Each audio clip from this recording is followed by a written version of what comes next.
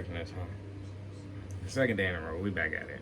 6 months was her killer's reactions to death sentence. Absolutely don't know nothing about. And they framed me.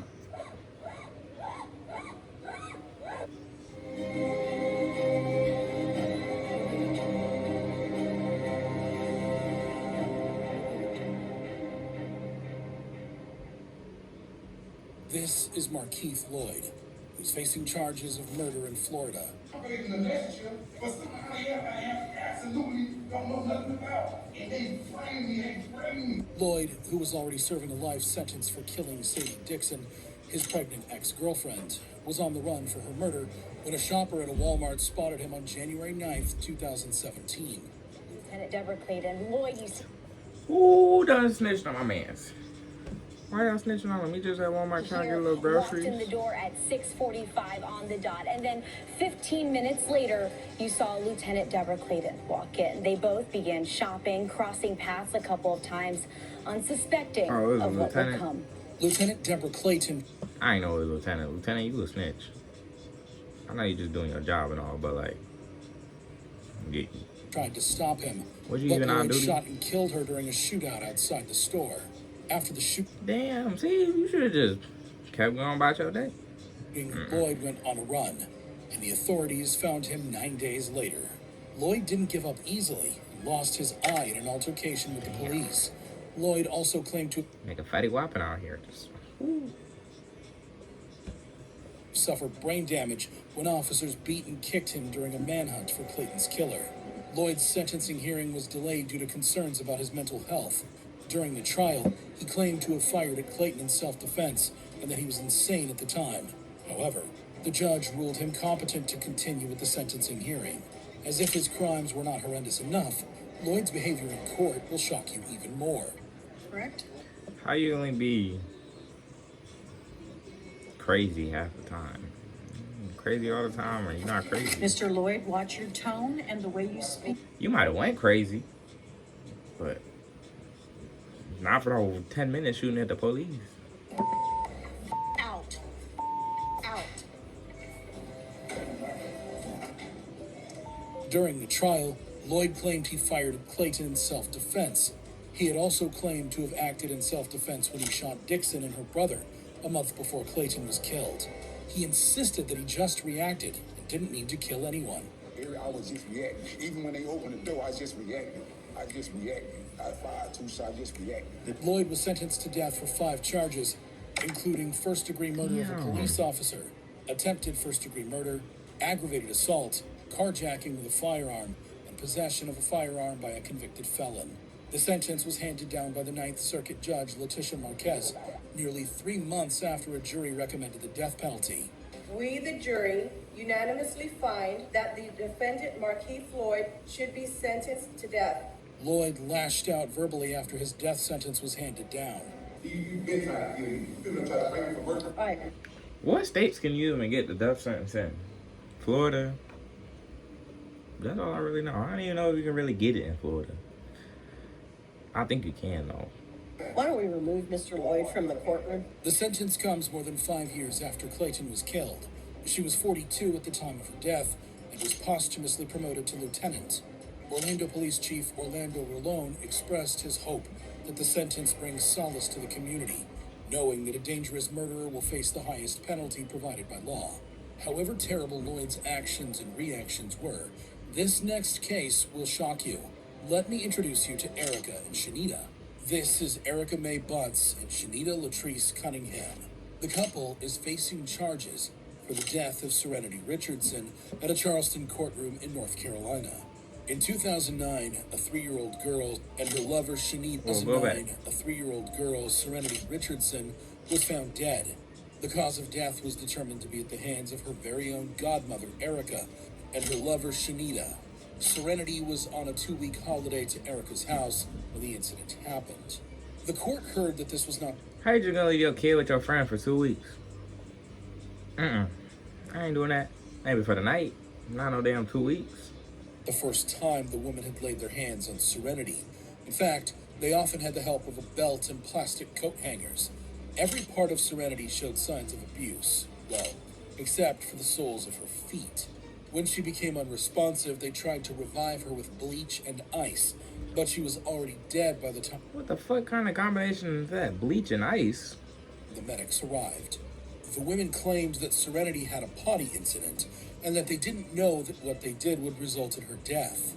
As if the abuse wasn't bad enough, the drama that happened in the court made the case even more touching. The trial was a highly emotional affair, and when Judge Deidre Richardson read their sentence, the two women collapsed, screamed uncontrollably, and hyperventilated.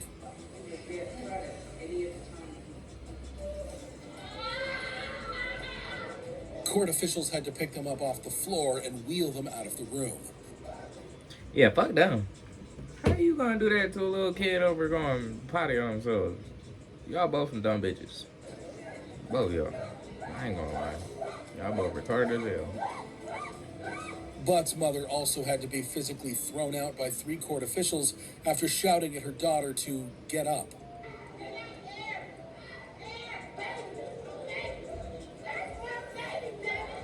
Prosecutor Elizabeth Gordon noted that this was the worst case she had seen in 4 years of prosecuting crimes against special victims.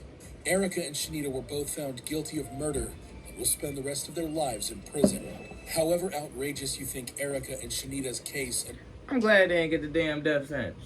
Let them chill in there with that nasty ass food. They ain't got no commissary. Ain't got shit, man. Y'all out here killing kids. Fuck y'all.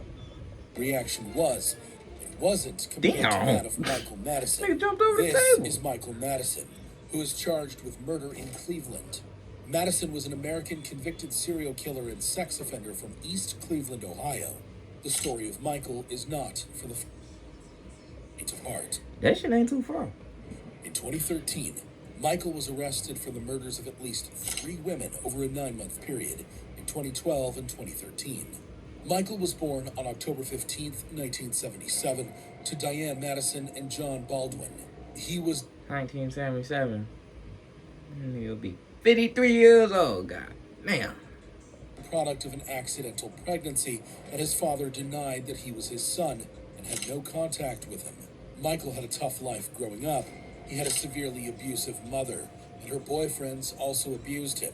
Michael later admitted that he had mixed feelings over his mother's death. On July 19, 2013, the police received He killed his mama. Watch. This nigga killed his mama. reports of a foul odor coming from a garage leased to Michael. When they investigated, they discovered a decomposing body inside. The next day, 2 more bodies were found. Damn. One in a backyard, and the other in the basement of a vacant house. Damn. The 3 women's bodies were found wrapped in plastic bags and 100 to 200 yards apart.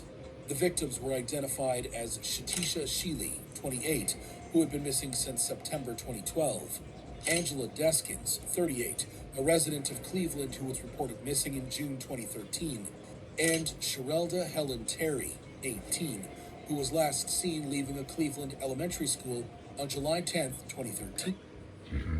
My man was keeping dead bodies and trophies and shit 200 yards apart ain't that far. He kept going back to the same spot to bury them damn bodies. Where she had a summer job.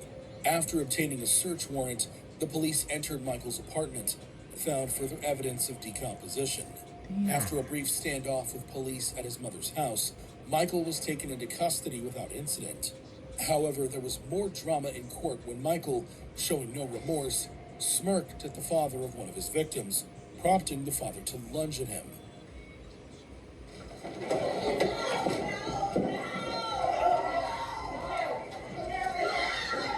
See, yeah, I'd probably be going to jail too. I ain't gonna lie. Cause look, listen.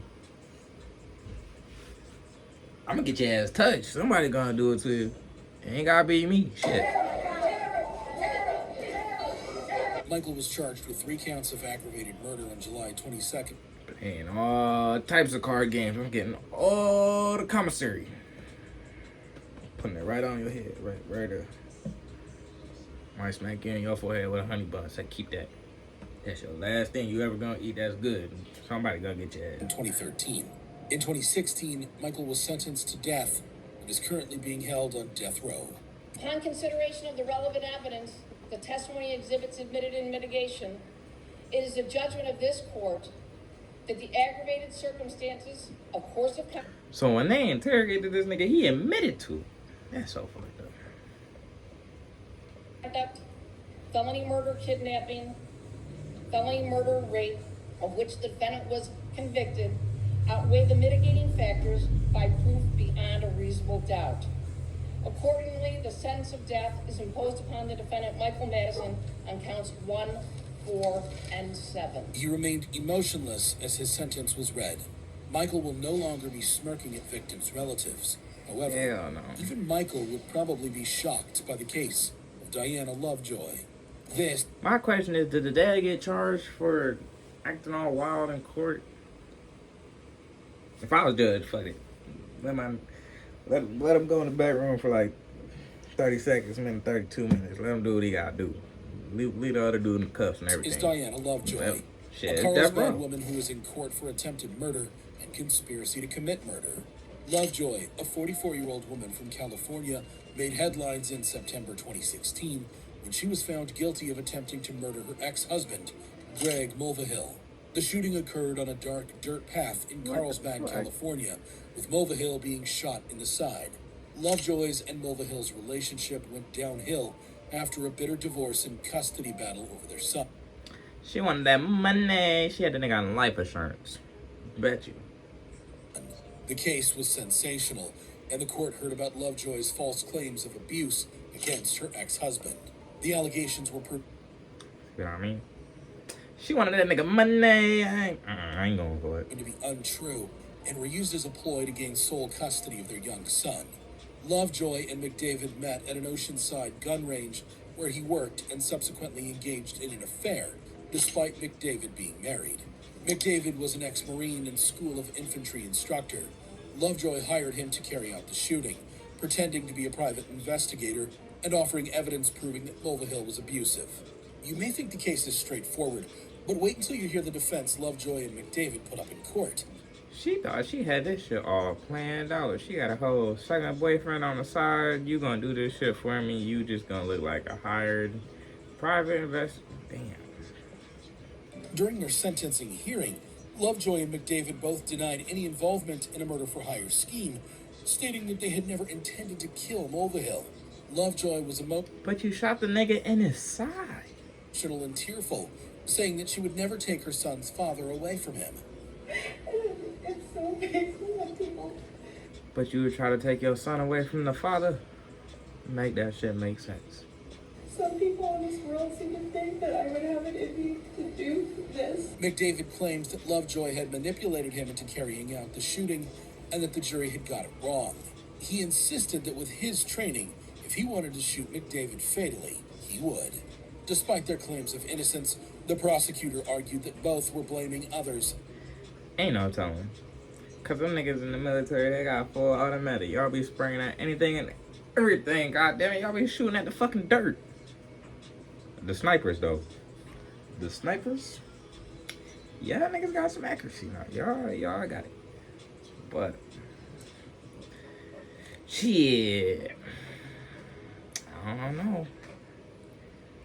I mean, close quarters, he could have been, wow, push the gun away type shit. You never know. You never fucking know.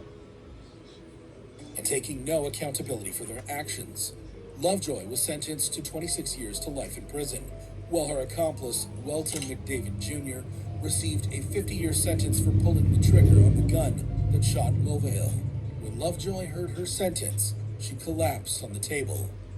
Give both them niggas 50 years. How you gonna give her less time because she ain't pulled the trigger? That's her ex-husband. She planned it. She fucking this side dude. She need more than him. She needs 75. Give him... Add their time together and she get it. But he's still going for his 50. Fuck it. To commit murder. However bad you think Diana Lovejoy's reaction was, it wasn't the only time a convict reacted strangely to a life sentence. Like in the case of Nico Jenkins. This nigga look wild. Nico Bailiff court reporter. Jenkins, who is facing charges of multiple murders in Where Omaha, are y'all Nebraska. at? Jenkins is an infamous American spree killer who began his killing spree less than 2 weeks after he was released from prison Damn. after serving 10.5 years for a carjacking he committed at age 15. And for See, yeah, he fucked up in the head. How you gonna get out of prison 2 weeks? Killing spree. Fucking everybody gotta die. What the fuck wrong with you? assaults he committed in prison. Jenkins claims that he committed the murders under the command of the ancient serpent god Apophis. Jenkins began his criminal record at the age of 7 when he was charged with bringing a gun to school. On August 11th, 2013, What the fuck? Who believe you had at 7? Who gave him the whoops? a patrol officer discovered 2 bodies in a white Ford pickup truck parked near a city swimming pool at 18th and F Street. The 2 victims had been shot in the head, and their pockets turned inside out. They were lured to meet 2 women for a sexual encounter. The murder spree began with this random double murder less than 2 weeks after Jenkins' release from prison on July 30th. Jenkins' 4th and final victim, Andrea Kruger, was discovered on August 21st at about 2:15 a.m. by a deputy sheriff responding to a shots fired call.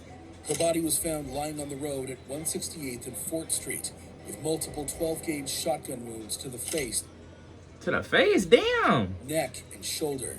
Kruger had been returning home after a bartending shift near 178th and Pacific Street. Jenkins confessed to all 4 murders during a This rambling nigga. 8-hour interview. He told police that the acts were sacrifices to Apophis, a deity in the ancient Egyptian religion. Jenkins was declared competent to stand trial and was allowed to represent himself at trial under the guidance of advisory attorneys. If you thought his crimes were horrible, wait till you see how he acted in court. Throughout the trial, Jenkins maintained that he acted He probably too glad to get the death sentence. I ain't gonna lie. under the command of Apophis.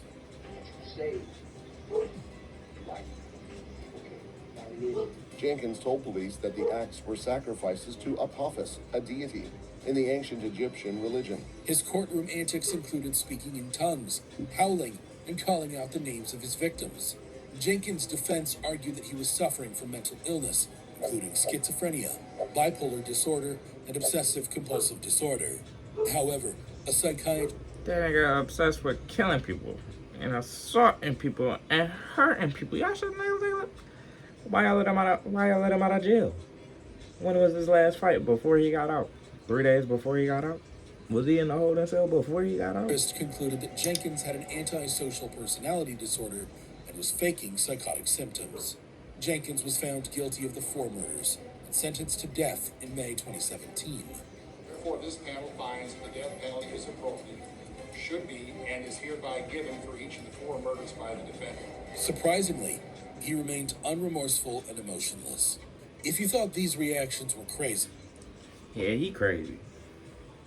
Make sure you like, comment, subscribe. I'm out of here.